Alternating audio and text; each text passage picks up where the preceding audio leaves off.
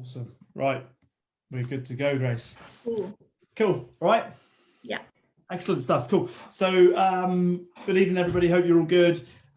Just Matt here, just going to catch up with Gracie, who's been, well, I've known for a little while, but who's been working with us closely since the big sort of end of March, beginning of April. Yeah, is that right? Yeah. Yeah, cool. So really what I want to do tonight is have a conversation, like let Grace talk really. I'll just do a few questions, but really what I wanted to help share, I guess, is that idea and sort of living proof again of somebody who who's lifted and done weights and involved themselves, I guess, in a slightly different way, fitness-wise, and reap the rewards of that. And sort of that journey as well, and just share that with people and your experience and what you've done before, and what you're doing now and how that makes you feel. And we'll go through all that kind of stuff. So I guess to start with, what would you say, Grace, in terms of like what you kind of used to do and how you used to do things, and yeah, sort of a bit of background on yourself for this, really? So I've always been like really active. I have ridden since I was young, and I played a lot of team sports during school, like netball and things like that. And then when I went to university, I started getting a bit more into the gym, just like spinning classes, more like classes rather than actual working out by myself or having a personal trainer in the gym. And then when lockdown came, I decided to try and get a personal trainer for the rest of lockdown and the summer, because I wasn't going to be going back to university until October. So I had a long time, and I wanted a routine and something to do, something to keep me fit. So yeah, that's where we kind of started. Yeah, cool. And for you, it was never about your weight, was it? It was more, it was not really about that for you, was it? No. I've always been luckily quite slim. I've always eaten well and, been active. So I've never really struggled with my weight. So it was more a situation of, at the beginning, getting fit, keeping fit and keeping a routine. And then from there on, when I started training and coming into the gym more, once we were allowed to with you, that's when I started doing more of the lifting and really getting into the whole making myself stronger, which now I'm like love, basically. Yeah.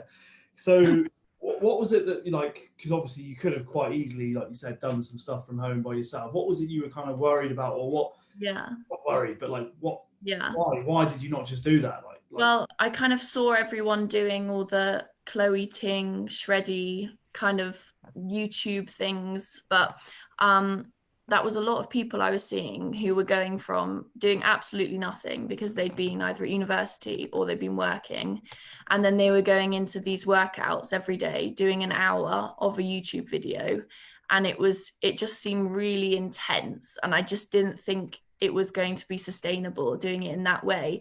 And also it was 2 weeks, and it was a short time, not very well planned out 2 weeks that's not tailored to the person. It was just a overall thing that you could get for free on YouTube.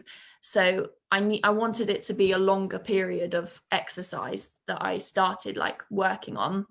And I also didn't want something that was so mundane but also so intense for just such a short period of time, basically. Yeah, and I think like we sort of touched on, that kind of lack of structure and ability to go from A to B or off to Z, if shall we say, in a logical progression. You never get that from a YouTube workout, and that, so many people it's so easy just to go on YouTube and take a workout off there, but you don't know whether that's taking you forwards or backwards, so it's like playing roulette really with your fitness. Yeah, no, you can literally find whatever you want, but you don't actually know how that's going to do you any good because you're not used to working out in that way, And also, like, obviously the way that we've sort of designed your program, you specifically get rest days, and easier days as well, don't you? So exactly, which you need, because after I've done like a really hard workout, I will sometimes be sore the next day, and if I need that rest day, then that's what you need. You can't go and push your body to do more, because then you're just not going to see any progress in yourself. Yeah, exactly. So what for yourself then, in terms of obviously you're sort of like with diet and nutrition, like anything that you think's kind of been really useful for you? Well, I think the fact that I don't drink alcohol has been very beneficial to me. So I eat quite well naturally. I'm quite into vegetables and everything. Like, I've never struggled really eating healthily. I do enjoy a bit of chocolate now and again. That's what keeps me going.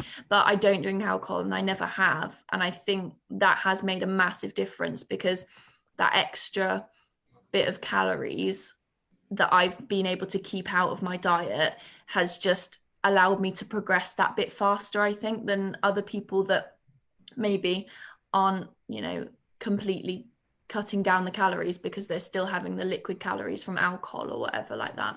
Mm-hmm. Yeah, yeah. And I think it's like one of the things that we underestimate with that, and it might only be one, but then it's one every night, and that's 7 a week, and that's 20 a month, is the sort of cumulative effect of that. But not just the number of calories, but also the effect on the hormones. So you and I have talked before about like the reason that we've, one of the reasons potentially for the fact that you've managed to lean up so effectively, and you can visibly see your abs, is the fact that you've managed to manage that cortisol level. Yeah.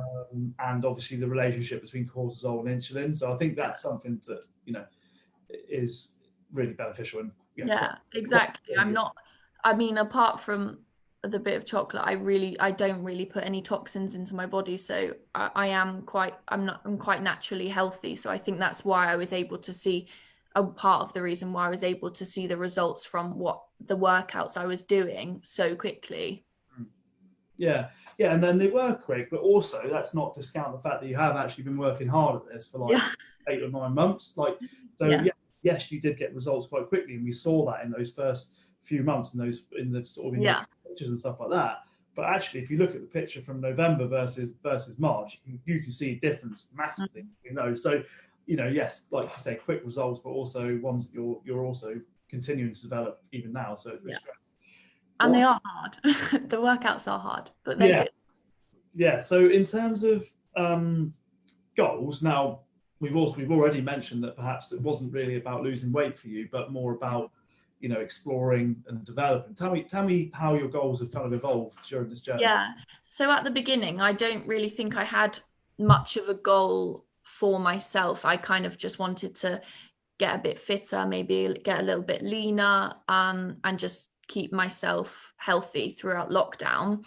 But then as I started training more, coming into the gym, obviously Harry bases a lot of his workouts, and you as well, on lifting and changing your body and allowing your body to do things that are slightly different. So for me, doing pull-ups was quite a big thing we've tried to work towards, and we're not fully there, but we're nearly there with doing pull-ups, which is quite fun. So just kind of, I got quite into getting stronger and making myself stronger, and then from that you get quite a buzz when you've lifted, say, squatted heavier than normal, or deadlifted heavier than normal, or managed to do 3/4 of a press up or 3/4 of a pull up. And I actually went from, at the beginning, I could do probably 1 press up, and now I can keep them going quite well, actually. So that was a impressive thing for me. So just seeing the change in my body, being able to see that I was visibly getting stronger, but also feeling a lot stronger in myself, it's such a positive feeling on yourself, especially after you finish the gym. You feel quite a buzz coming out of the gym, and I think that's a really, really good feeling to have. Yeah, absolutely. And I think you can't underestimate that. And it's not something if you could bottle it up and sell it, it would be amazing. But you can't do that. It only comes from going hard work. You've got to do if you do the hard work, you come out and you feel challenged, and you feel actually there's loads of stuff, loads of stresses that are actually much less of an issue, which I think it feels hard. Say I was squatting heavier than I have before, it feels hard when you're doing it at the time, but actually as soon as you've re-racked the weight, you're not feeling it's really hard anymore. I wouldn't say the whole workout sustained feels impossible. It's moments where you're pushing your body, but it feels good because you're working hard. And for me, knowing I'm working hard makes me feel good about it. So yeah. And I think also as well, you can't underestimate how afterwards that makes you feel, and you know, in terms of like the mental element of as well. Like how would you say that's helped you outside of? So I think that having the routine and having the workouts to do has helped my sleep a lot, because when I'm doing the workouts, so when I've done a workout during the day, it means my body's more tired. So by the time I come to going to sleep, I find it a lot easier to go to sleep. But also, obviously everyone's got stresses throughout the virus. It's made a lot of lives difficult and rocked a lot of people's worlds around.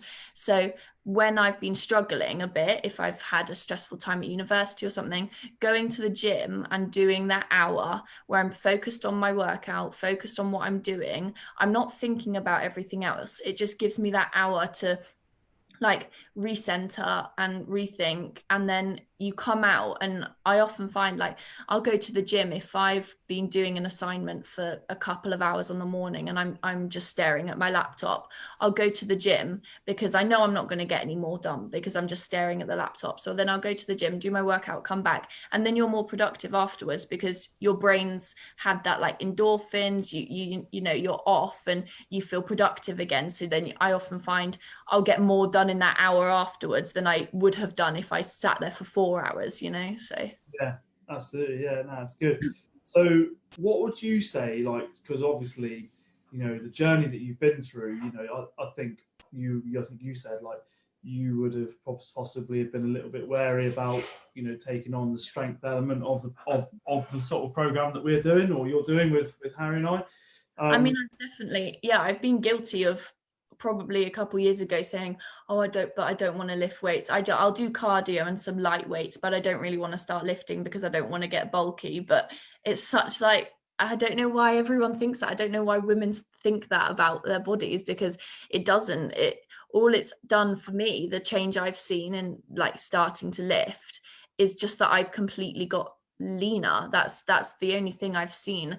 My legs have completely leaned up. Like, it's nice to see that I've got abs coming through now, my arms as well, and my shoulders. And I would say, actually, I used to get sometimes I'd get shoulder pain if I'd been sat at the desk for a long time, but I do definitely get a lot less shoulder pain now, just because I think the muscles are stronger and I'm more stabilized, my posture's better. And my posture was really quite bad actually at the beginning. Can you remember, like, I was quite shifted off to one side, and I've always, because I'm quite tall, I've always rolled my shoulders forwards, and I think you naturally do when you're tall because you're like always crouching down a little bit. Definitely since working out and doing the flipping T rolls and the T lifts, that's made my back so much stronger. So now my posture is better and I hold my shoulders a lot better than I ever used to. Yeah, I think actually that's what I was just, when you started to say about that, one of the very first things I thought when I saw like the sort of pictures comparison, crikey, just look like your posture looks. Yeah, exactly. Because before I was rolled, my collarbone, you could see the top of my collarbones and my shoulder blades here, whereas now, like, it's a lot further back. Well, obviously I'm slouching now, but it's normally a lot further back, and I hold myself a lot better, which obviously will help in the future as well with like not having back issues. Yeah, exactly. So yeah, like, is there anything else, Greg? Because I think what we've covered there has been really nice, like a little journey, sort of like snapshot of your journey so far. What I guess the question, I don't know, spring this on you, but like, kind of, where would you see yourself? Where would you like to see yourself? Maybe in March next year, like a year on where you started. I haven't actually told Harry this yet, but I want to do a handstand press up. And yeah, now he knows. Because that's just like quite cool, and you're quite strong if you can do that. Pull up, definitely. Yeah. Get the pull-ups. Yeah, we'll get that by Christmas. And then, I don't know, just getting stronger, lifting heavier. It'll be interesting to see what I can be lifting by that point, you know, like with the increase. And also I need to make my squat depth better, but we've got working on that. So I think like all the things that you've sort of said so far, will all be part of a process that will open more doors as well. So Yeah, I always think that's what I love about fitness and like the journey, like, and even sort of personally, but every day with people that I meet, we evolve and we can try things, and we might not be able to do one thing, but we can try something else, and that opens another door, and we meet different people like that. So that's what I love about this as well, is yeah, and it's never ending. Like there's never going to be a point where I'm like, yeah, I'm done. Like you can't, there's always stuff you can be like, okay, that's what I'm doing next, Yeah, exactly. That's cool. That's what I quite like about it as well. Like it doesn't have to have an end point. So yeah, that's cool. Anything else you want to add, Grace? Anything like kind of? We covered most things, I think. Yeah, I think it's quite nice. I think we've sort of talked about what you did previously, and how perhaps you were more inclined to do the cardio stuff, and and perhaps in part that's that's nothing. Against what you've done before, but I think it's quite easy to do that, relatively speaking. It's low skill, whereas like where potentially the results are in that little bit more education and empowerment to kind of lift and do other things as well. Exactly, 100%. Yeah. Cool. Right. Well, I'll break us off here. So if anyone's got any questions, feel free to pop them below the video, and I'll try and answer them as best I can. But otherwise, thank you, Grace, for taking a little bit of time tonight. I know you're busy with your dissertation, so I'll let you get that. Not tonight, but maybe tomorrow. Yeah, no. Yeah, a bit more tomorrow. Cool. Thanks, Grace. Appreciate your time. Thanks. Bye.